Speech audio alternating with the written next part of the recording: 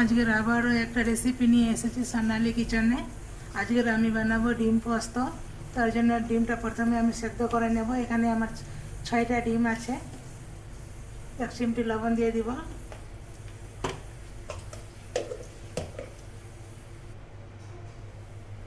ডিম পোস্ত বানানোর জন্য আমি নিয়েছি এখানে সরষা, 3 চামচ পোস্ত, 4-5 কাঁচা লঙ্কা। এগুলো আমি মিক্সচার মেশিনে বাটা করে নেব। পোস্ত, সরষা, কাঁচা লঙ্কা এগুলো আমি একটা মিক্সচার মেশিনে পেস্ট করে নেব। মিক্সচার মেশিনে আমি ঢেলে দিলাম, নিয়ে নিলাম। দেখো ডিমগুলো আমার সেদ্ধ হয়ে গেছে। এখন আমি গ্যাসটা অফ করে দেব। সরষা আর পোস্তটা আমি বেটে নিয়েছি। এখন আমি একটুখানি হলুদ গুঁড়ো দিয়ে দিব, 1 চিমটি লবণ দিব, একটুখানি সরষা তেল দেব। ভালো করে মশলাটা মিক্স করে নেব।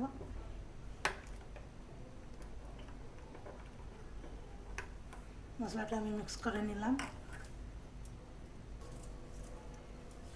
এখন আমি গ্যাসটা অফ করে দিব ডিমগুলো ভাপানোর জন্য। এখানে একটা পাতলাতে আমি জল বসিয়ে দিলাম। জলটা গরম হওয়া পর্যন্ত আমি অপেক্ষা করব। জলটা আমার গরম হয়ে গেছে।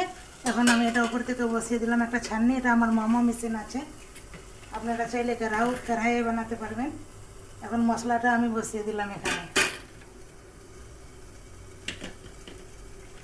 একটুখানি টক দই দেবো।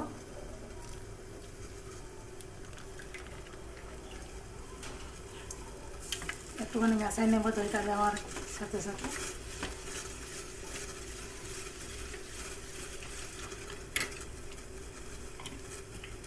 একটুখানি সরষা তেল দিয়ে দিব আবারও।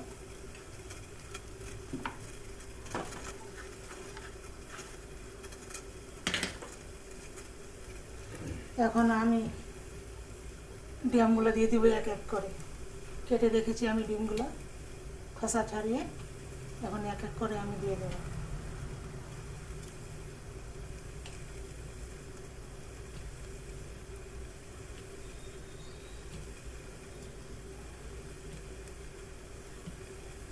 ডিমগুলো আমি দিয়ে দিলাম। এখন উপর থেকে আমি 3-4টা কাঁচা লঙ্কা দিয়ে দেবো। এখন আমি ঢাকনা ঢাকাই দেবো।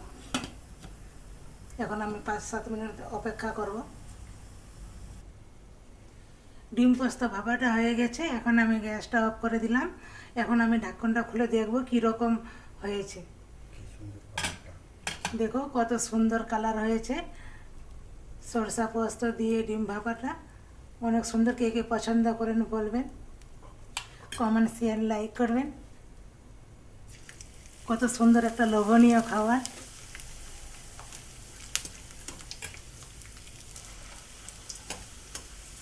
কে কে পছন্দ করেন সরষা পোস্ত দিয়ে ডিম ভাপা, বাড়িতে বানিয়ে খাবেন। খুবই একটা লোভনীয় স্বাদের খাওয়ার রেসিপি।